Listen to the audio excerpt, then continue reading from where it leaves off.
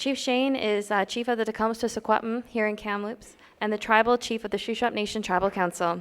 Shane Gottfriedson is an iron worker by trade with a business certification from the University of British Columbia and is currently serving his 9th year as chief of Tkemlups Indian Band. He resides in Tkemlups with his family, his 5 children, and a grandfather of 1.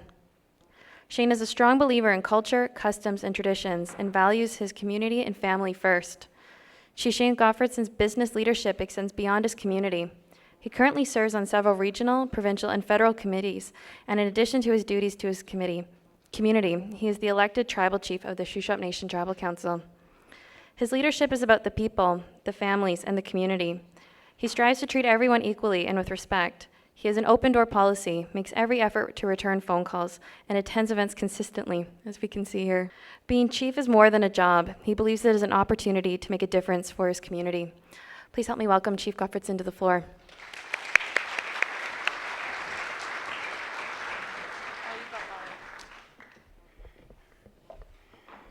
Well, good evening. How's everybody doing? Good. Well, if you're when I go back and I think about the date of July 26 when the decision came down, it was a tremendous amount of excitement. I think when you're in Indian politics and you're continually fighting for your Aboriginal title and rights, and a decision like this comes down, the hairs in the back of your neck stand up. You think about all the past leaders that served in leadership in different communities that fought, for Aboriginal title and rights, and for something like the Tsilhqot'in to win their fight is truly uplifting for, young leaders like myself to be able to, look at a positive future and an encouragement of the legal system and how it benefits justice for our people. I'm just very honored to be a part of the panel tonight, to talk about, the landmark case. It's to be in the presence of Chief Joe and Chief Bernie and all the other chiefs of the nation and the visiting chiefs, hereditary chiefs, grand chiefs, and all the dignitaries. I was joking when my sisters walked in. I said, now I got real backup, standing beside me or behind me. And I think when we look at, what's happened here, with the top court rulings have, favored, First Nations in our position. The Supreme Court of Canada's decision for the Tsilhqot'in is a game changer for all of First Nations people across this country. I'm not here to discuss the legal foundation on which Aboriginal title creates opportunity. Rather, I'm here to discuss the rapidly evolving landscape that Aboriginal title provides for Aboriginal people in a political and economic realm. The last few weeks, since July, there's been a lot of meetings and gatherings for First Nations, in this province. Our leadership have gathered, we've engaged, we've talked amongst the chiefs of British Columbia. We gathered with the Premier and the ministers in the province talking about, where do we go? I heard Christy Clark talk about partnerships. We heard about justice. We heard her talk about a relationship. I've heard our chiefs say in those meetings and those gatherings talking about, we want what's good. We want good things for our people too. There are ways that we can work together. Our governments need to figure out how we are going to work together in implementing the next steps. The question that we always ask industry, are you interested in our resources, or are you also interested in our people? It's all of our responsibility to make sure that our children have opportunities for the future as well. Industry and government have been forced to finally recognize that, partnership with First Nations with meaningful consultation and accommodation, are not simply an advisable way to conduct business. They are now the only way to conduct business in BC. Certainty cannot be created without First Nations consent. And when I think about First Nations consent, and think about, the direction that, we are moving in, we think about the opportunities for First Nations to discuss, our participation in resource development outside of the government's processes prior to commencing, a formal consultation and accommodation talks that need to be created. The political and administrative process agendas of First Nations must run concurrently. Both the province and the federal governments must communicate, work together to address consultation and accommodation needs. That doesn't exist in our process. The industry, this is the big one. The industry needs to start working with First Nations. I think when we talk about progress on issues concerning First Nation and our development, they need to work with us and not separate. The federal government, has now created, a major projects management office, in a form in Vancouver. We will see how this office plays out. Hopefully it's not, more of the same low-level consultation or level of engagement. It needs to change. Governments and industry must seek to engage First Nations in negotiations in an effort to build a culture of respect and trust through this engagement. If the First Nation supports development, if they support First Nations and our Aboriginal title and rights, it must be respected that there is a no-go on certain projects.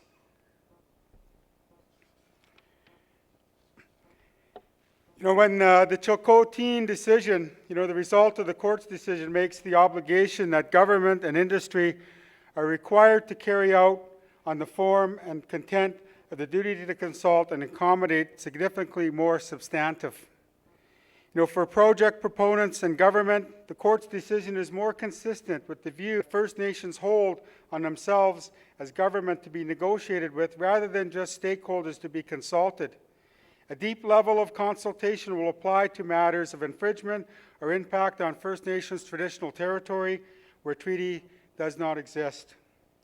For First Nations, the leverage exists to take a meaningful piece of action and to participate in resource development at all levels, including equity participation.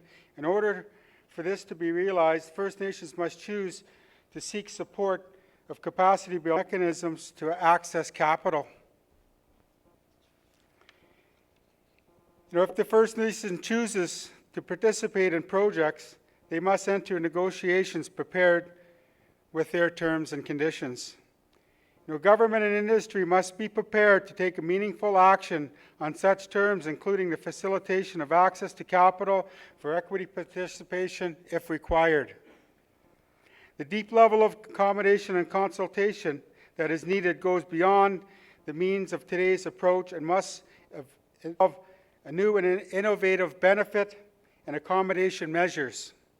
The Tsilhqot'in decision should force government to look at new and alternative measures to the status quo. The status quo is illegal, and the status quo does not work. The Tsilhqot'in judgment might have instilled fear in industry and government, but if they look at the history as recorded in 1910 in the Sir Wilfrid Laurier Memorial, they'll see that we have always been seeking cooperation and partnership. This case simply and finally asserts that First Nations must have a say. The 1910 Secwepemc and Okanagan Thompson chiefs together wrote a joint statement to then Prime Minister Sir Wilfrid Laurier. And this document is what we call today the Laurier Memorial. The 1910 memorial, our chiefs shared their message. It was strong and straightforward, one that we, the chiefs, continue to repeat this day. In this, they said, with us, when a person enters our house, he becomes our guest. And we must treat him hospitably, as long as he shows no hostile intentions. At the same time, we expect him to return to us equal treatment for what he receives. Some of our chiefs said, these people wish to be partners with us in our country. We must therefore be the same as brothers to them and live as one family. We share equally in everything, half in land, water, timber, etc. What is ours will be theirs, and what is theirs will be ours. We will help each other to be great and good. I brought copies of the Sir Wilfrid Laurier Memorial here with me today. If you're interested in learning more about the type of nation-to-nation relationship we, the Secwepemc, seek to have,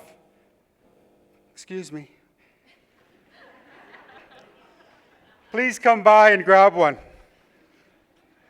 I had pizza tonight with Chief Joe and his community members, and I'm lactose intolerant, but I love milk and I love cheese. On the lighter side of things. So when we, so for 114 years, our position has not changed. We continue to seek the same thing, self-determination and territory over our lands and resources. With the recognition of our Aboriginal title comes consent-based decision-making.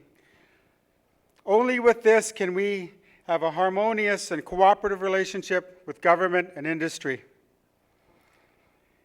It is with full and effective participation of First Nations in the economy stemming from the Indigenous sovereignty over traditional territories that we established the certainty needed for projects in BC to prove successful and benefits for all parties involved. When we talk about consent with First Nations, the Williams case confirms this with the concept of free and prior and informed consent as stated in the United Nations Declaration on the Rights of Indigenous People. Free and prior and informed consent is crucial to us as self-determining people. This Monday, the World Conference on Indigenous Peoples, as part of the UN General Assembly in New York, adopted a consensus statement reaffirming support of the UN's Declaration on the Rights of Indigenous People. Canada was the only member state to raise its objections.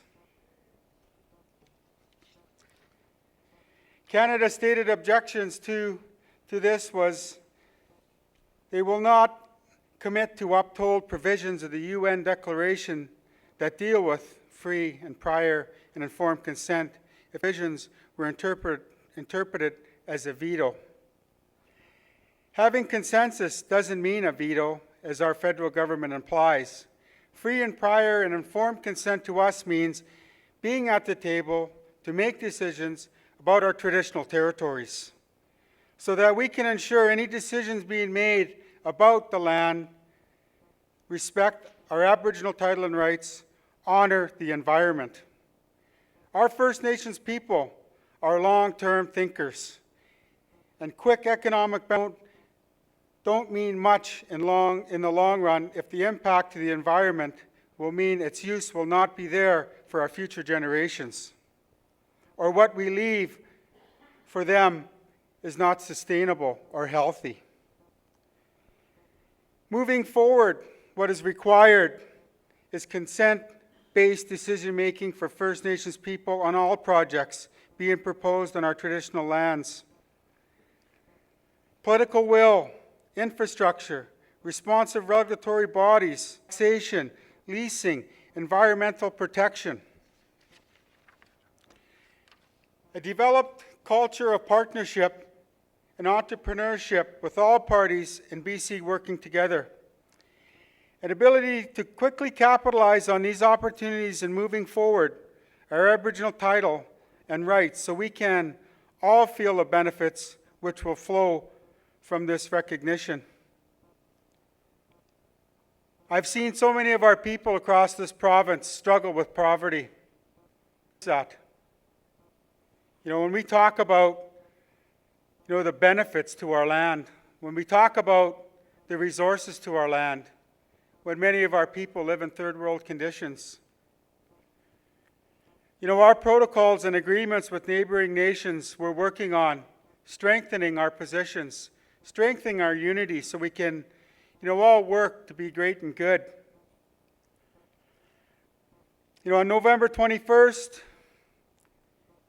that's coming up pretty darn quick here, our nation, the Tsilhqot'in Nation, the Shuswap Nation, Tribal Council, with the TRU Human Rights Committee, the Faculty Association is hosting a full-day, high-level academic conference on the concept of consent and how we must reconceptualize the role of Indigenous people in Canada in the light of the Tsilhqot'in decision. We'll have more event about the information, and we encourage, you to come and to bring more people. In closing, I've been thinking about, the 48 years, I'm going to be 49 next month, the 49 years I've been involved, as an Indigenous individual in our community, growing up and seeing the change, the growth, the challenges, the suicides, the addictions issues, community. And I can say that Canada is broken. We need a meaningful relationship, a positive change. The time is now. I challenge the government, to work with us, taking the challenge of the 20th century. First Nations need to play an active role in the economy. James Ayana, I probably said his name wrong, right? Ayana? I'll call him Dr. James.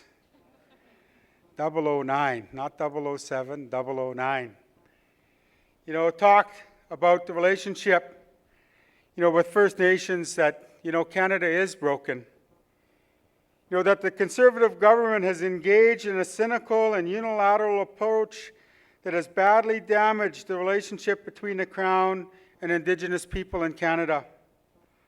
The government's stubborn refusal to fulfill its legal obligation to consult with Indigenous people on matters that may impact their inherent or treaty rights cannot continue. The result has been both an erosion of goodwill and bad public policy. This should not be a partisan issue.